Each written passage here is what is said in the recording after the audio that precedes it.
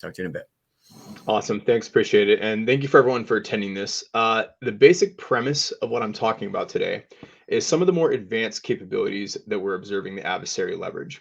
And this goes beyond like your classic criminal extortion, ransomware, nation state espionage. And really what my goal in making this presentation was to create and give some ideas around some of the commonalities that we're seeing around a lot of the more advanced attacks. So that's kind of what we're shooting for today. As a quick introduction, my name is Jason, and I lead a team at CrowdStrike called the Strategic Threat Advisory Group. Basically, what our team does is we help our customers understand adversarial threats to their environment.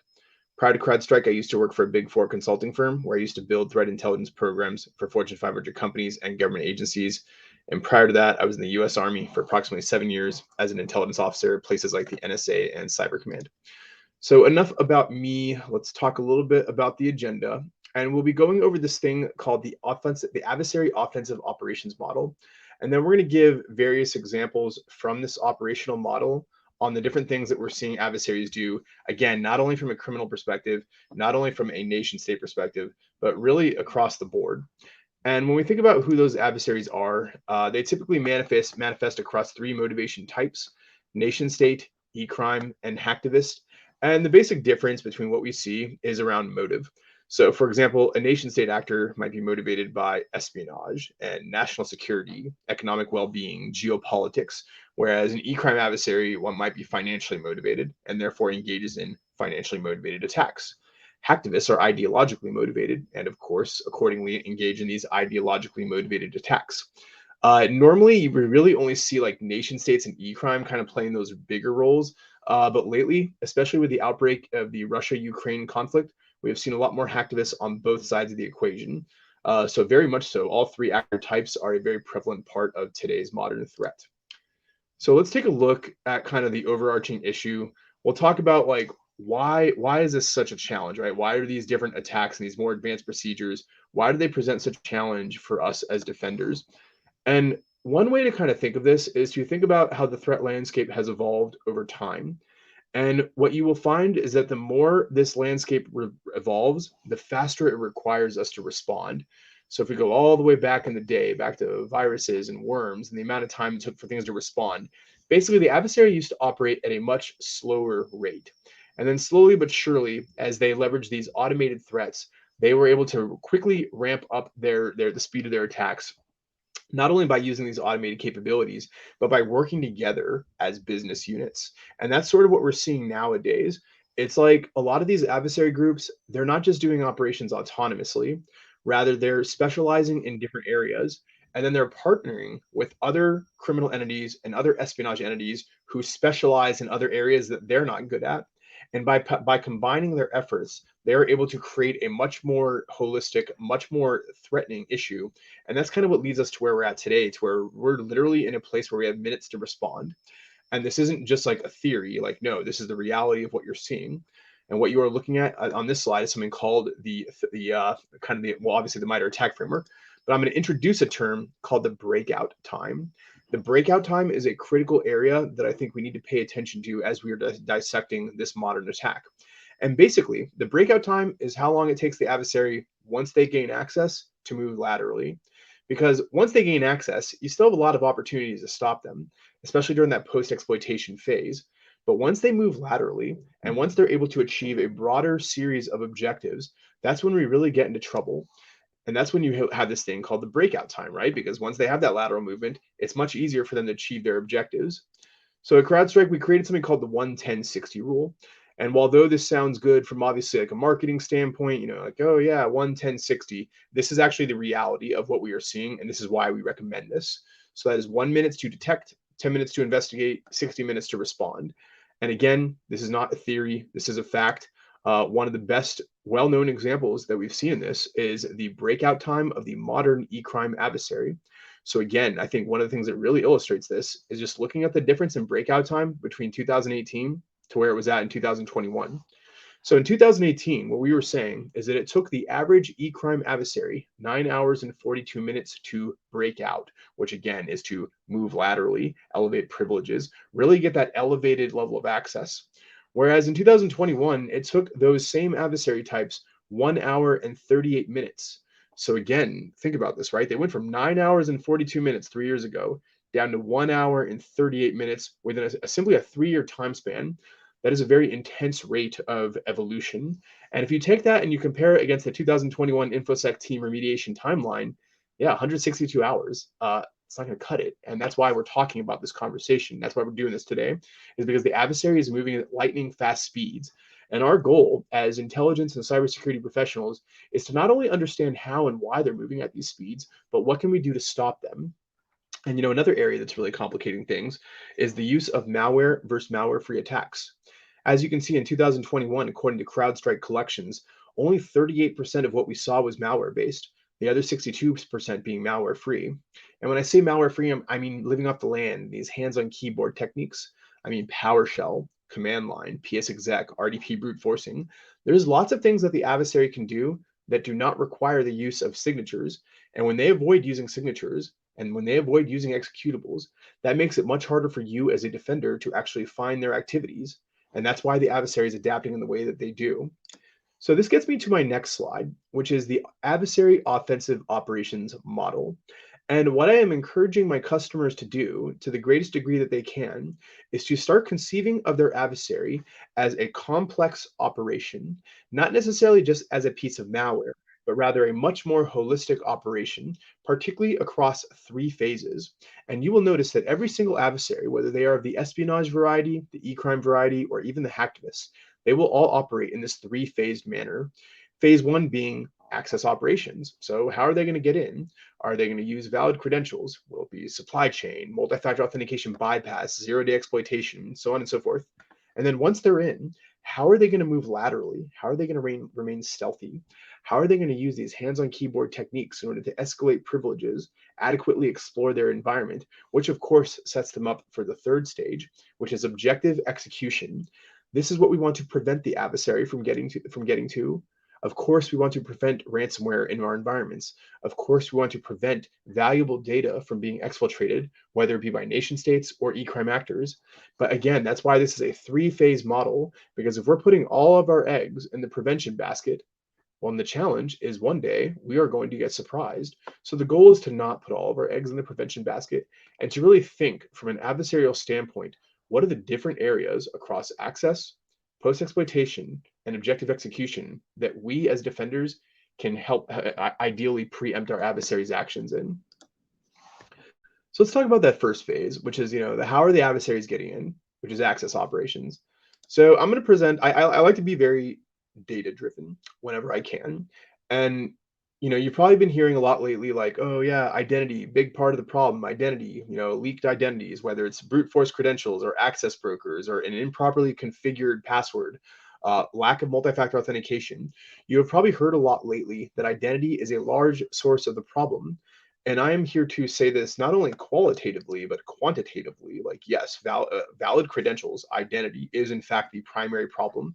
And what you are looking at is CrowdStrike intrusion telemetry from the year 2021. And what we have done is we took every single technique that we detected across the MITRE ATT&CK framework, and we superimposed it on a heat map. The heat map is very self-explanatory. White means we didn't see it. Green means we saw it less.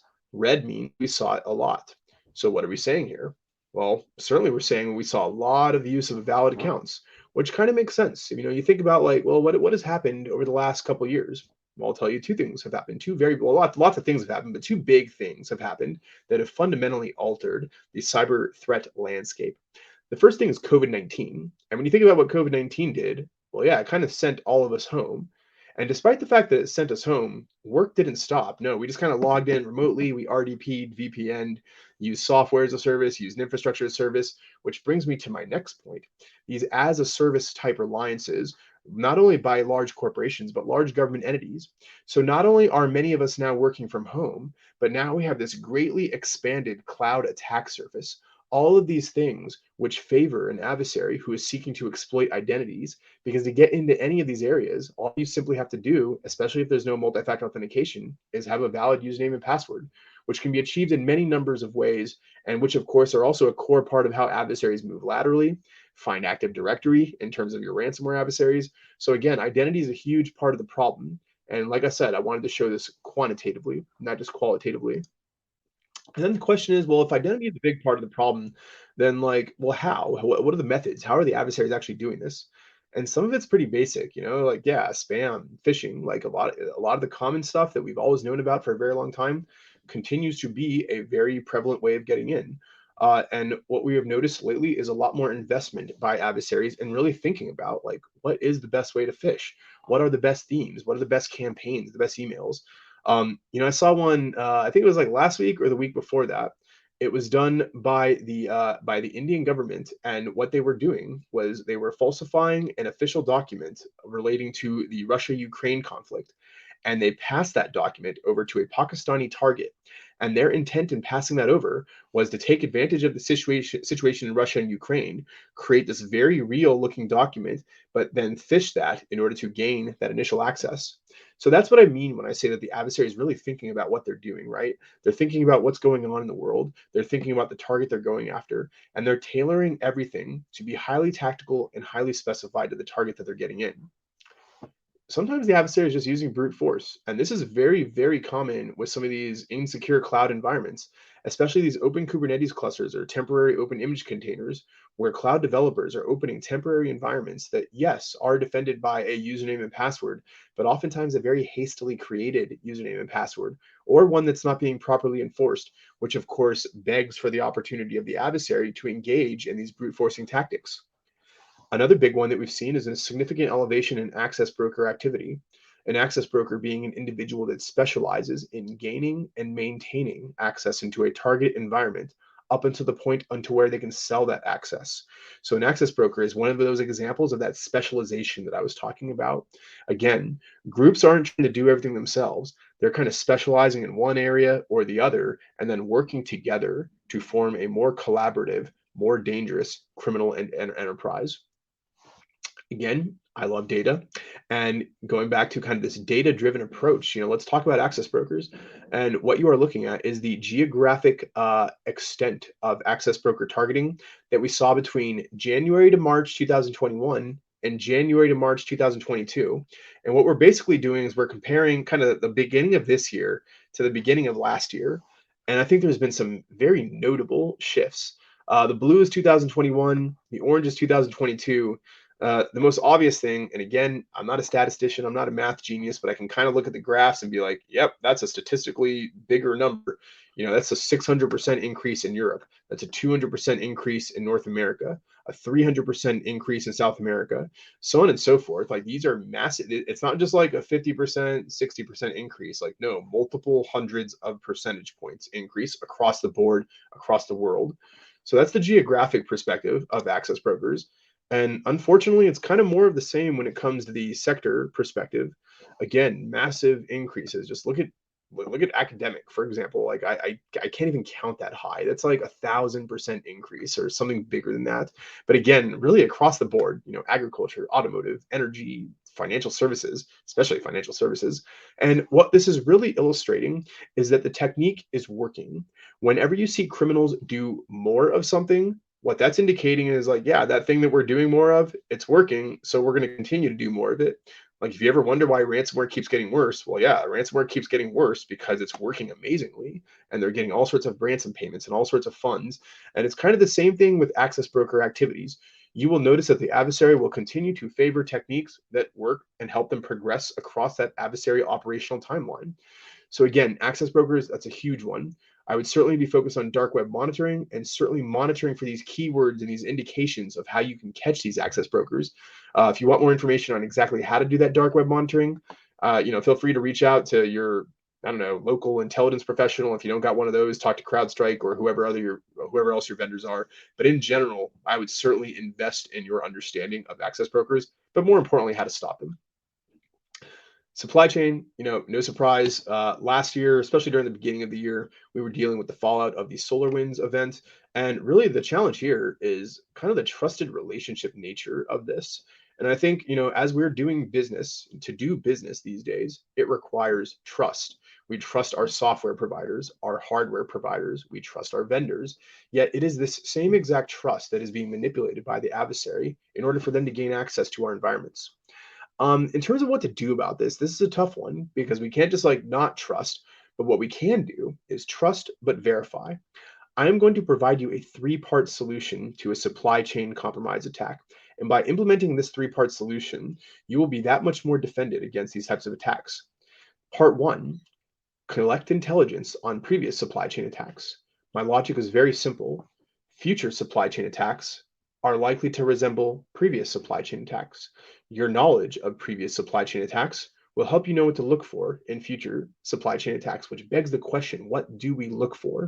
And what I would contend, the number one thing that you could possibly look for would be in the software realm, but specifically within the software realm, I would contend that you are looking at the before and after of these software updates, and you are monitoring the performance of the application. Specifically, two things. How is the application communicating, and how is the application modifying files within my environment? Because if it's communicating and modifying files in a similar manner before the update as it was after the update, okay, you're probably good to go. But if it's suddenly communicating all sorts of data and then modifying files in very weird ways after the update, okay, maybe we want to investigate that one further, which leads me to my last method, which is threat hunting. So again, we need something to look at, right? We need to actually go at it, look at it, and see what's going on. So again, this is a three-part solution. Part one, intelligence on previous supply chain attacks. Part two, log the updates and the performance of the software as it does updates. Part three, threat hunt against those updates to seek for anomalies. That is one of the best things that you can do to mitigate these types of attacks. Let's do another one. Let's do a cloud one. And what we're noticing here is that, particularly for your more sophisticated adversaries, they've excelled at gaining access to one area of the network, but then using different types of procedures and capabilities to bypass access into other areas. So in this specific example, what we observed was an adversary that CrowdStrike refers to as Cozy Bear. Cozy Bear is a Russian adversary that focuses on access enablement operations. Not only is this adversary heavily involved in the cloud, but they are also the same ones that perpetrated the SolarWinds attack. And with this particular event, what we observed them do was gain access to a Microsoft 365 email environment. Once they gained access, and they did this through a cloud entry node, they were able to bypass multi-factor authentication policies on other accounts associated within this email enterprise. And then what they did was they reused the authentication cookies held within the credential store of the Chrome browser to, again, just bypass the MFA requirement. So here's what we're looking at here. We're looking at an adversary that got in by brute forcing in one area of a cloud environment. They then gained access to the multi-factor authentication policies of the Microsoft 365 environment, shut those down, and then allowed other secondary and tertiary access points in other areas.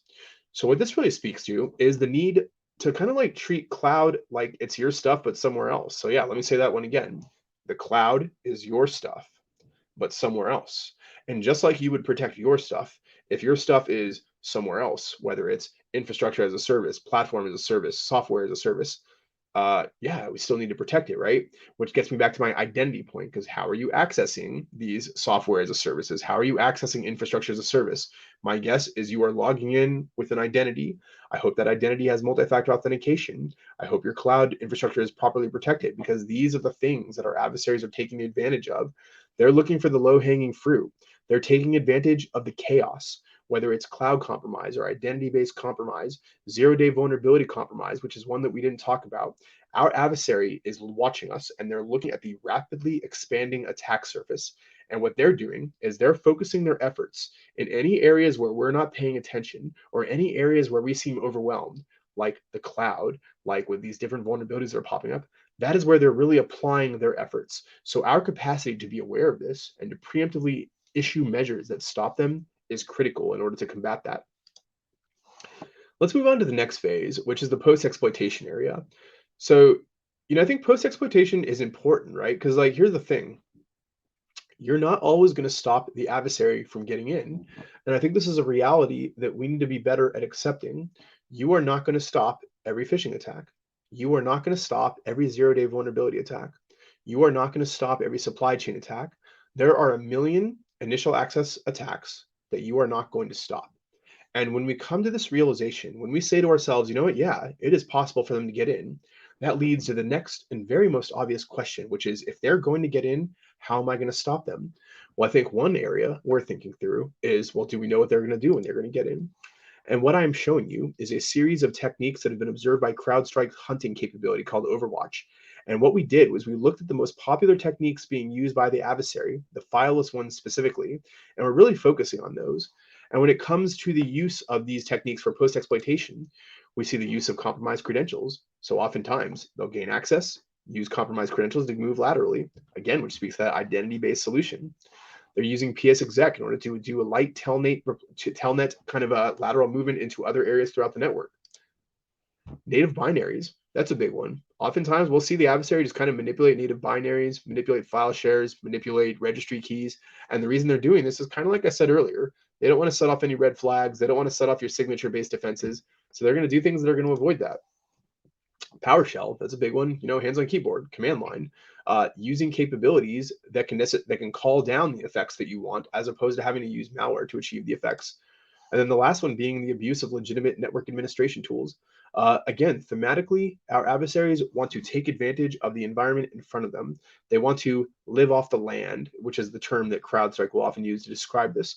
And if they're going to live off the land, well, then we need capabilities that detect that living off the land.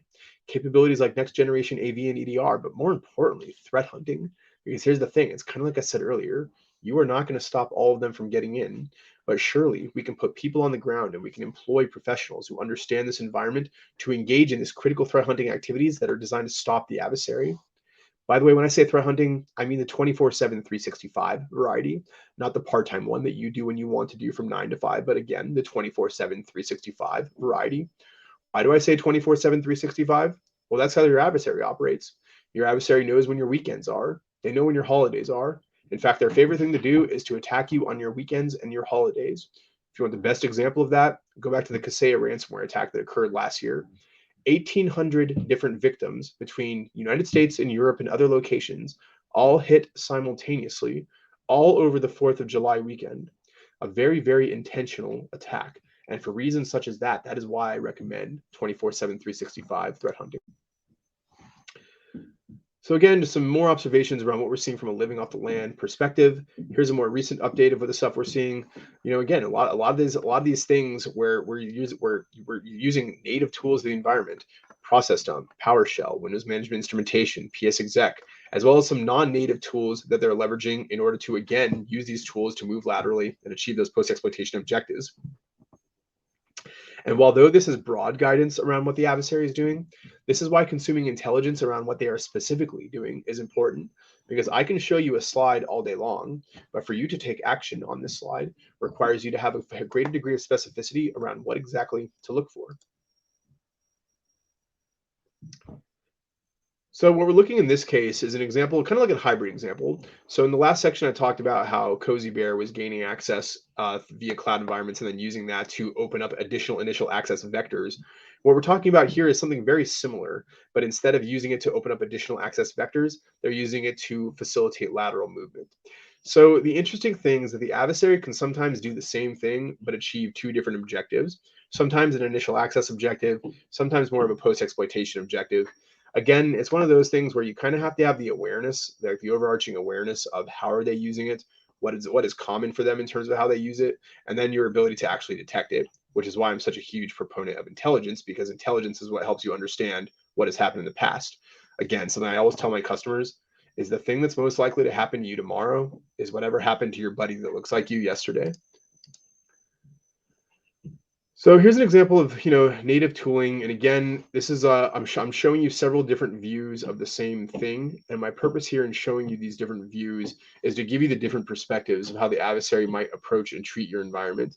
So specifically when it comes to post-exploitation, the goal is really to stop them in these phases here, whether it's lateral movement, defense evasion, persistence, and these are things that you're going to see the adversary do time and time again.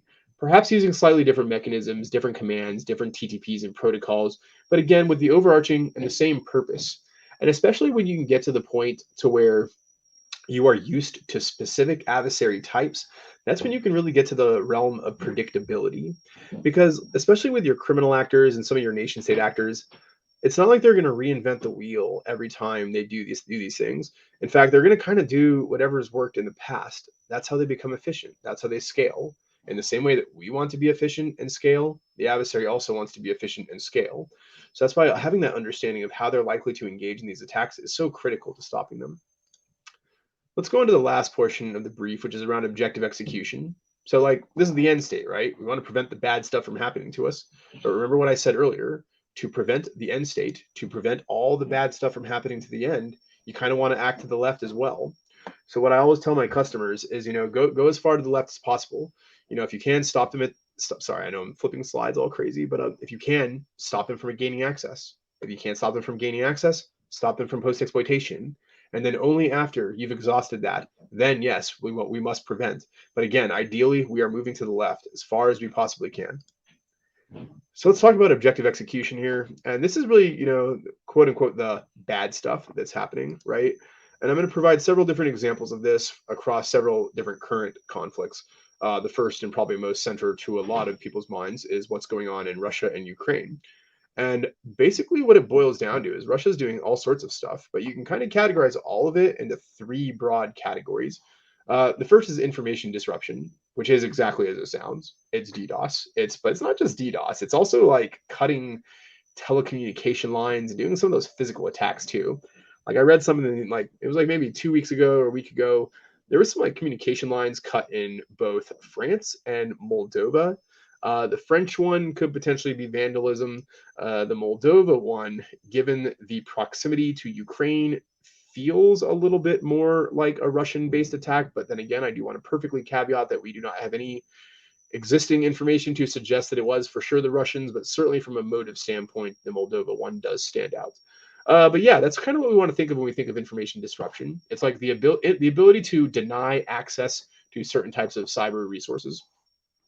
Information destruction is another big one, and this is manifesting in several different forms. Really three different forms. There's ransomware, there's like wiper destruction, like data destruction, and then there's literally like physical destruction. And the Russian adversary types that we are tracking are certainly capable of all three and have recently demonstrated all three, even during the course of this current conflict. It started off with ransomware and then it sort of evolved into more of these wipers and physically destructive attacks. But again, very much so, it is something that is happening. There is some concern of seeing like kind of like a NotPetya 2.0 type thing happen because some of the wipers have worm-like functionality built into them. And I'm sure most of us are familiar with what that means. But for those of us who are not, basically, when I say worm-like functionality, I mean the ability to self-propagate, which is a feature that we've seen not only in this current course of attacks, but also, of course, in previous Russian attacks like NotPetya. And then lastly, there's information operations, which again is exactly as it sounds. It is the ability to control information, not only internally with their own population, but externally. So for example, in the internal world of Russia, they're living in a parallel universe where, trying to think of how to say this, basically I'll just kind of say it like this. They are working on controlling information to a very extreme degree. They're limiting social media, limiting official newscasting channels, distorting the message, and they're doing this not only internally to control their own population, but also externally. They are directing these external campaigns, of course, towards Western governments like the United States and European governments, but also towards the Ukrainians themselves, towards Eastern European entities. A lot of it for the purpose of demoralizing, creating chaos, trying to cause internal infighting. So again, when we talk about this objective execution, this is what this last phase looks like. It's when you get all the way there, you've done all the initial access, you've done all the post-exploitation, and now you're achieving the objective. And again, this is kind of what we want to stop the adversary from achieving. Another one of the more notable areas that we've seen is a risk to different types of American power providers. We have recently received reporting from sensitive sources, aka honeypots and other types of capabilities that we don't talk too much about, that basically we are observing Russian-based actors targeting uninterruptible power supply within different substations. In terms of why they would do this for retaliatory purposes. They would do this for escalation purposes.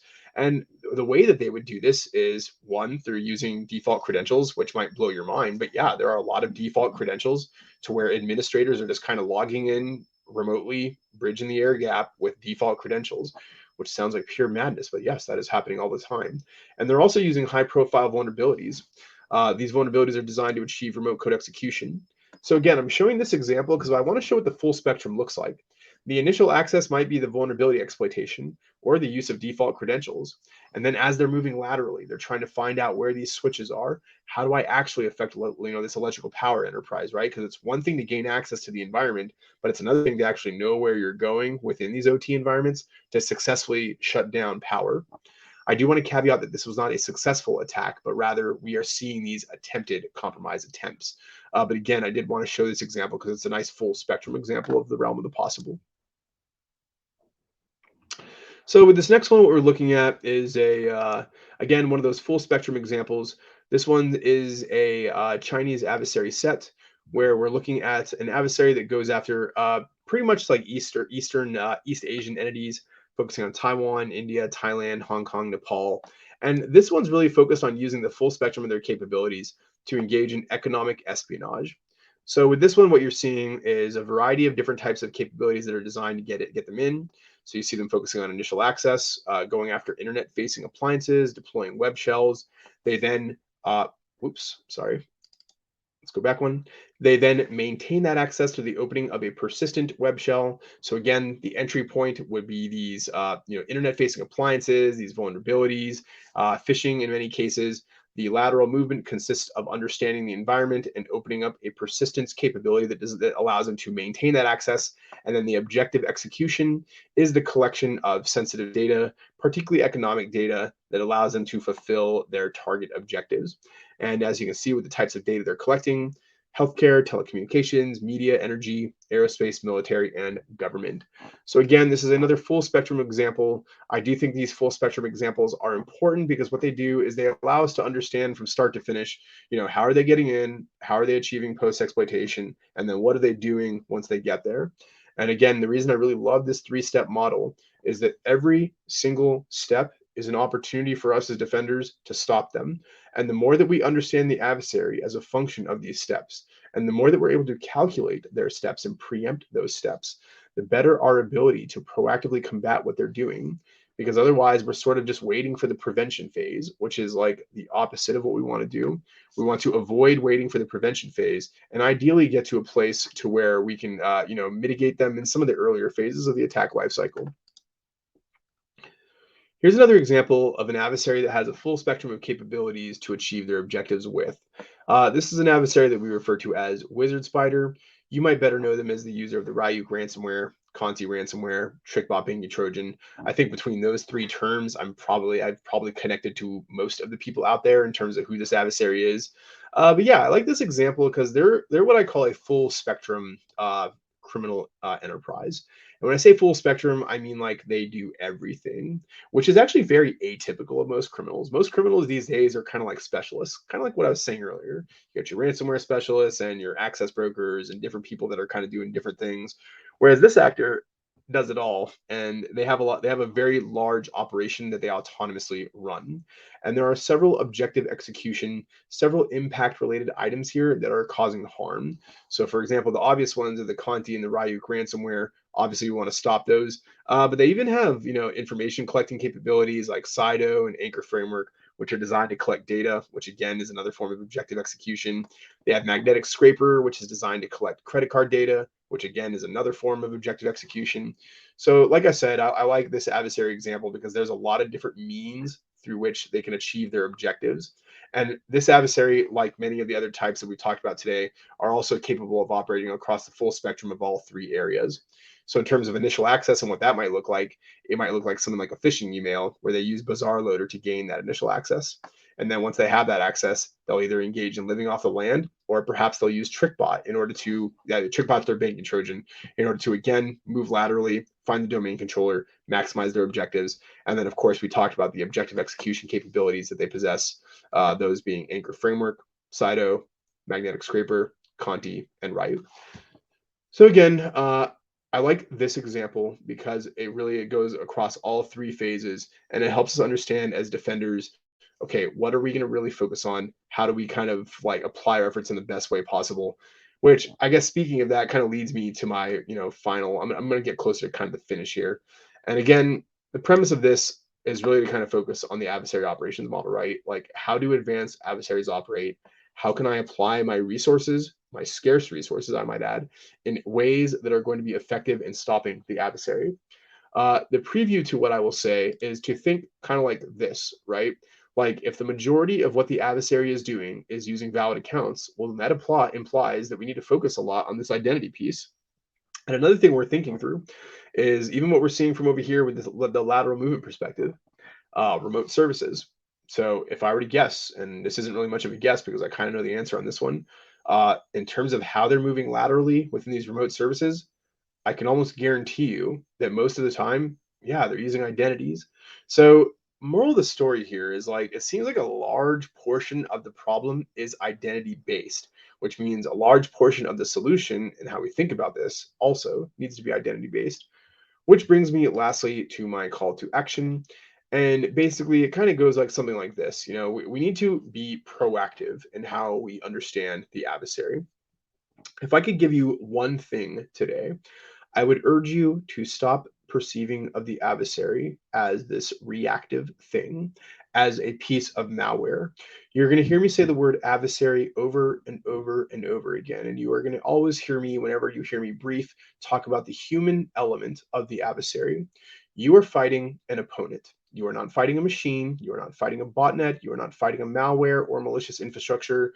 All of those things are merely weapons, merely tools being used by a human adversary to hold you at risk. And the more you treat that adversary like a real opponent, like a chess match, the more the answer becomes exceedingly obvious. Because the exceedingly obvious answer that I'm sure we are all slowly coming to the conclusion of is that prevention in of itself, waiting for the adversary to hold us at risk, waiting for them to attack us, is no longer going to be sufficient. Therefore, we must think of the proactive disciplines and engage in those proactive disciplines. Things like threat hunting, you heard me say earlier, 24/7, 365. This is not a part time job. Either you do it, we do it, another vendor does it, or somebody's going to do it. And if it's not one of us, then it's going to be your adversary. So somebody does need to do this. The question is, do you want it to be you, your trusted vendors, or your adversary? It is going to happen one way or the other. We talked about identity protection. Again, that's a big one, right? If 80% of the problem is identity based, yeah, it's not going to solve everything. You still got 20% left, but yeah, let's take a giant problem solving hammer and let's go smack that one and really kind of go after the identity portion of it. Uh, Adversary profiling is one that is becoming very important to me. And the reason that I believe we need to engage in adversary profiling is as a function of prioritization. You, as a cybersecurity shop, are not capable of focusing on every single problem that exists. If you are focused on everything, if everything is a priority, well, then in fact, nothing is a priority. And what adversary profile allows you to do with intelligence is it allows you to focus on who actually matters, who is likely to hold me at risk, who is capable of holding me at risk, who is likely to go after the critical assets that I am seeking to defend. And once you have that information, what it allows you to do is really narrow your focus. Your ability to narrow your focus allows you to narrow your problem solving capability. It allows you to become much more tactical and much more concise in terms of exactly what you do. And for that reason, I strongly recommend adversary profiling. Cloud workload protection. You heard me say earlier, the cloud is your stuff. It is simply somewhere else. I'll say it again. The cloud is your stuff. It's just somewhere else. So, in the same manner that you would protect your stuff in your house, well, then yes, we should protect your stuff in other people's houses, other organizations' houses. And I know this house metaphor may not make sense, but moral of the story, yeah, your stuff somewhere else. So, the same prevention, the same visibility, the same hunting, the same identity and access management, the same vulnerability management, all of the normal things that you would do apply to cloud environments. So I do urge us to think about that. How are you protecting your cloud environments? What is your plan to do that? And then lastly, there's intelligence monitoring. So you heard me talk earlier about access brokers and the threat of the dark web. And I know, ooh, the dark web, it's like this big buzzword, but no, in real life, like there are access brokers who are actively listing companies right now. If you are not looking for your company being listed, well, then what you're basically doing is you're kind of just waiting and hoping that they don't do it. Hope is not a method. So for that reason, I do encourage you to have a monitoring capability. Again, whether you do it or someone else does it, whether you automate it, this isn't really a vendor thing. And I'm not trying to say which vendors should kind of do what, but in general, yeah, it's kind of like the same way I feel about monitoring is the same way I feel about hunting. Somebody is going to do it. Either you're going to do it, we're going to do it, or your adversaries are going to do it. So somebody's going to do it, and it may as well be us, and we may as well find them before something bad happens to us.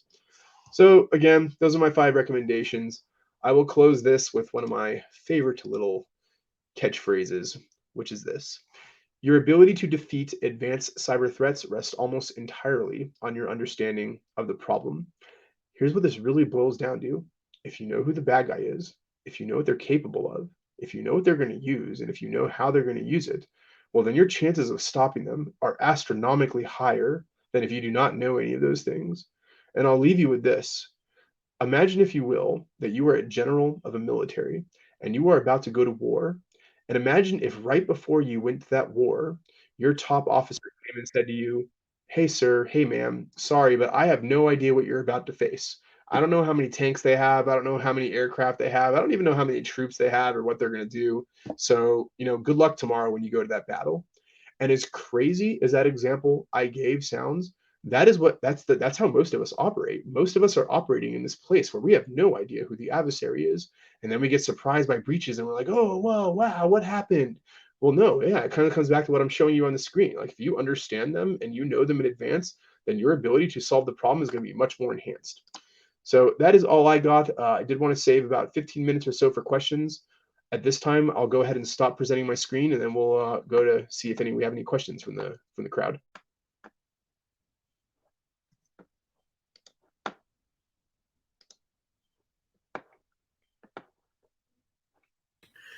Hey, Jason, nice talk. I'm just going to take a look here and see if we got another question and answer. I see there's been a bunch of people talking the whole talk. There's been all kinds of people talking about things, about TLPs. And I just want to see if we got any other Q&A over here. I don't see any actual questions in the Q&A. I'm just going to look through. Can you hear me? Yeah, I just want to check that. I have that turned up. Let's turn my mic up some more. Can you hear me better now? Yeah. Okay, so I know people have been talking nonstop over here. Let's see here.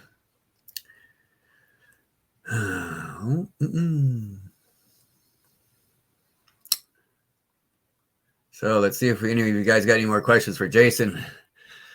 Let's see. Lots of talk about TLP and lots of kudos. Exactly. Thanks, Garrett. I thought that was a great talk. It's very interesting. Thanks, Jason. And I don't know who does your slides, your artwork, but they need to get they do some awesome.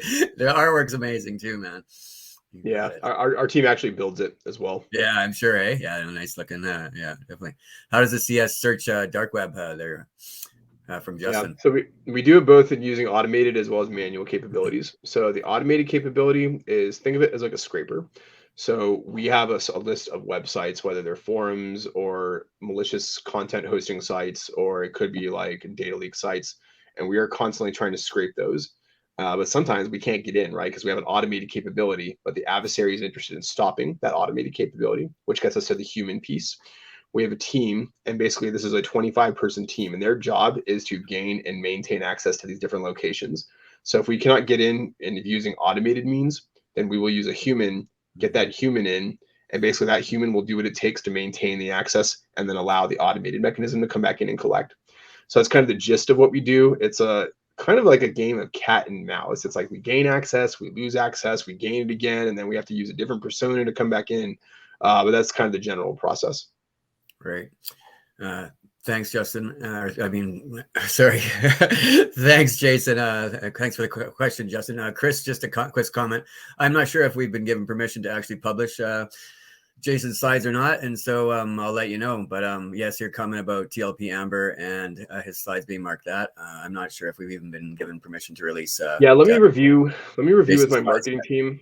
Yeah, I sort of put TLP Amber on all my stuff by default. Yeah. I should probably stop doing that. But I guess the reason I do that though is so people don't inadvertently like do that, publish my stuff. So yeah, let me check. I don't think there's anything like too sensitive. No, of course. Yeah, we'll check with you before we publish anything. We definitely, several of our talks are not going to be published, and that's totally fine with us. Totally. And thanks, Chris, for bringing it up.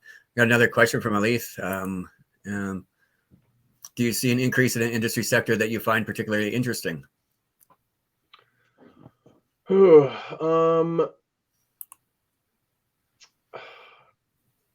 Kind of, yeah, to some degree, yes. I don't know if it's interesting per se, but I will give you an observation from what I'm seeing from the Russia-Ukraine conflict. There appears to be six sectors that, in a government on government conflict, tend to be kind of more at risk than others. And these sectors all have the thing in common of like they are critical to a nation's war fighting capability. So obviously the government slash military is one of them. But financial has been another big one, telecommunications, energy, water, and health. Those six, whether it be with the Russia-Ukraine conflict or even some of the stuff that's gotten a little heated with Iran before, as well as China as well. It's like those six over and over and over again seem to be very much so targeted during times of conflict. A lot of what CrowdStrike is releasing from like a sensitive source reporting standpoint is actually also talking about attacks against these specific sectors. So my best understanding of this is that basically those sectors contribute to a nation's war fighting effort. So like power, yeah, finance. If you can't give money to soldiers, then they're not paid. Water, telecommunications. It's like they're going after these core areas, if that makes sense. So I will say that is in terms of like what we're seeing actually happen, and and like we're relating to sector observations. Great. Got another question for you here. In your experience, are some identity brokers more commonly targeted than others? Some sectors are more targeted than others. So like an identity by identity broker, I'm assuming we're talking about kind of like these access brokers.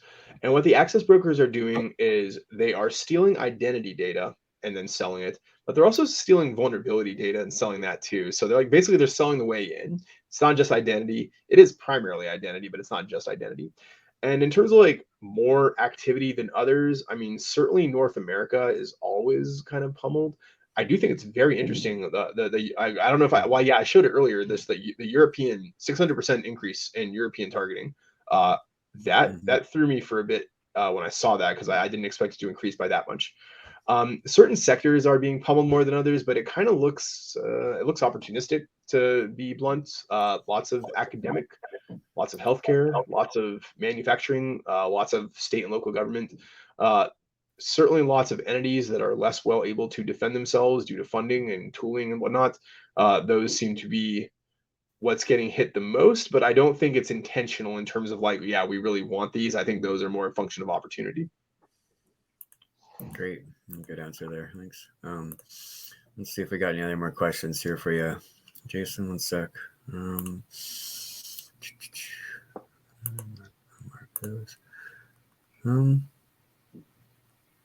Okay, I don't see any other questions right there right now, so I'm gonna, yeah. Unless going once, going twice. Well, thanks, Jason. I really appreciate it. That was a really interesting talk, actually, and I actually liked it lots very much. Thank you very much for presenting today. And if you guys have any questions, you can DM Jason or get a hold of CrowdStrike at their expo booth. They do have an expo booth. Please go check them out there. This wasn't a CrowdStrike talk. This was a talk from Jason that Jason submitted individually and was submitted and was, yeah, we picked out of our CFP submission. So just so y'all know, I did call it a CrowdStrike talk, but it's not actually. He works for CrowdStrike, but it's a talk by Jason that we found very, very interesting. So thanks, Jason, again. And yeah, we're going to take a little couple minutes break there and get our next person set up here for our next talk. Okay. Have a good day, Jason. Thanks, man. Thanks, everyone.